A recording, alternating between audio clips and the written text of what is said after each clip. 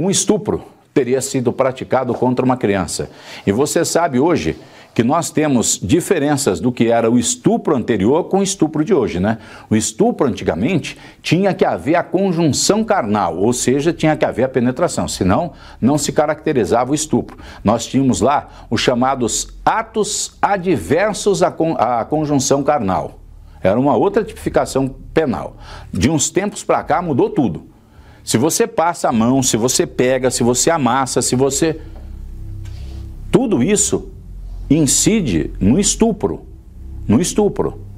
E o áudio que a família gravou com esta criança, contando o que o avô teria feito, caracteriza o modo do advogado da família de observar, de entender o conceito jurídico, caracteriza o estupro, caracteriza o chamado Duque 13. A menina tinha apenas 3 aninhos de idade naquela época. Hoje, ela está com 9 anos. E a família agora, que ficou sabendo do que aconteceu, está pedindo providências. A mãe, inclusive, fez questão de falar, de contar e de especificar o que houve. Ela está... inclusive já com boletins de ocorrência registrados, com advogado e tudo, denunciando o avô paterno da filha dela, que teria sido estuprada pelo avô paterno em 2017. E ela, inclusive, veio para Londrina, não é daqui, é de Bela Vista do Paraíso, para contar a história para a gente. O avô teria abusado da menina aos 3 anos de idade, é isso mesmo? Exato. Foi na hora do banho. Ele foi dar banho nela. E aí ela relatou para minha mãe que na hora do banho ele passou o pipi no rosto dela e passou a mão nas partes íntimas dela com muita força. Ela falou que doeu bastante. Isso quando a menina tinha 3 anos. Hoje ela tem 6. Hoje ela tem 9. 9 anos? 9 anos. Isso foi há 6 anos atrás, então? Sim, há 6 anos e até agora não vi justiça. Mas na época você descobriu esse crime? Vocês não denunciaram? Como é que foi? Não, na época assim eu nem desconfiei, né? Porque assim eu tinha muita confiança nele. Né, ele, inclusive, é meu padrinho de batismo. E ela ia aos finais de semana, no sábado, retornava no domingo. E no começo estava indo bem, voltava bem. Aí passou um tempo, ele ia buscar ela chorava, ela grudava na minha perna, que ela não queria ir. Aí começou a vir nos domingos com febre alta, sempre febre de 40 graus.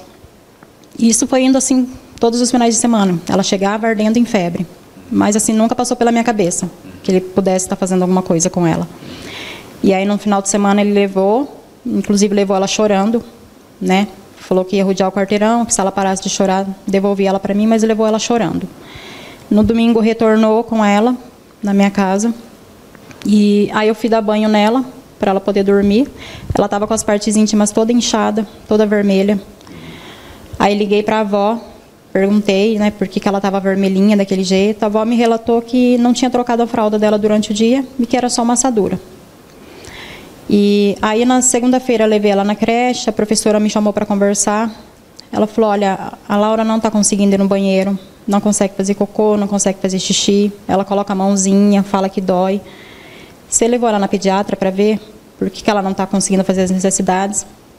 E ela falou, é muito estranho, né, que os finais de semana ela vai para Bela Vista e chega na escola na segunda-feira, ela está ardendo em febre, está quietinha, não brinca, não conversa. Aí eu falei, olha, eu vou levar ela na pediatra agora após o almoço, para a pediatra dar uma examinada nela, ver o que está acontecendo. E aí num dia, numa quarta-feira, quarta ou quinta-feira, se eu não me engano, por volta de umas 10 horas da noite, eu estava trabalhando em Londrina, ela estava na casa da minha mãe.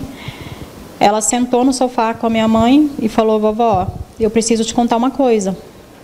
Minha mãe falou, pode falar. A vovó vai escutar. Mas eu preciso te falar uma coisa, vovó, você vai brigar comigo. Minha mãe falou, não, pode falar, a vovó está ouvindo.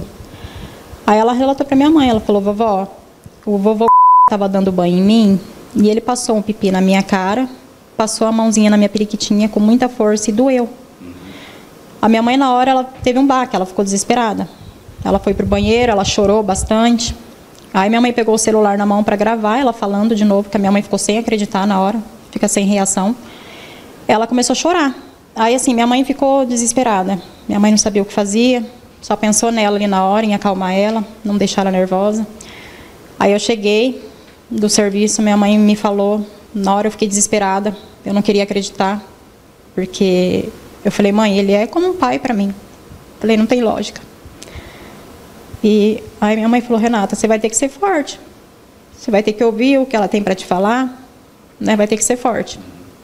E aí naquele dia mesmo eu subi na delegacia, eu registrou o boletim, registrei o boletim, aí encaminharam a gente para o IML, a gente veio, fez o exame nela. Deu positivo? Deu positivo ato libidinoso, né?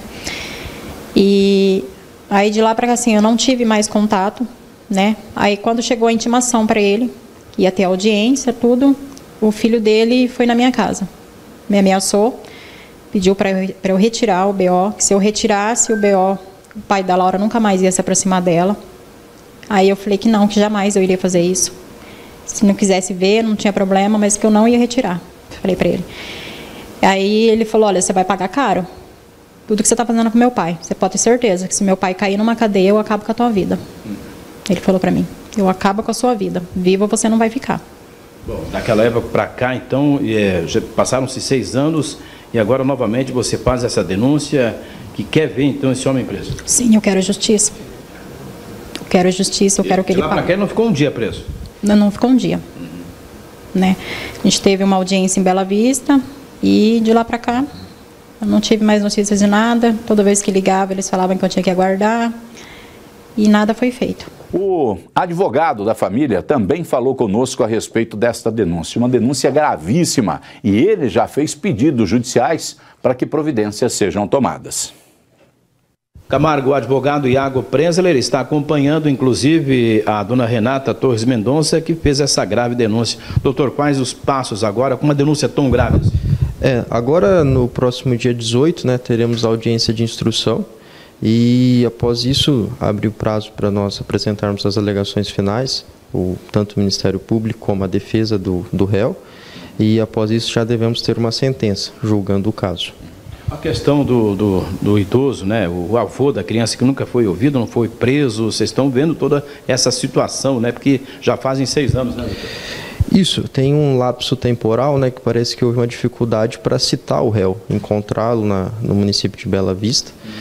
E agora, com a audiência já marcada, teremos o devido prosseguimento do processo. Doutor Iago, tem a questão também de que ela está sendo ameaçada pelos familiares, inclusive, né? Isso, inclusive na semana passada ela registrou um boletim de ocorrência contra esses familiares que estavam ameaçando e também tomaremos aí as medidas cabíveis. Bom, ou seja, então o acusado já está sendo citado, doutor? Isso, nós já fizemos o boletim de ocorrência e o Ministério Público deve receber em breve aí a denúncia para eles ofertarem a denúncia, né? Uma denúncia grave, né, doutor? É grave, caso complexo, né?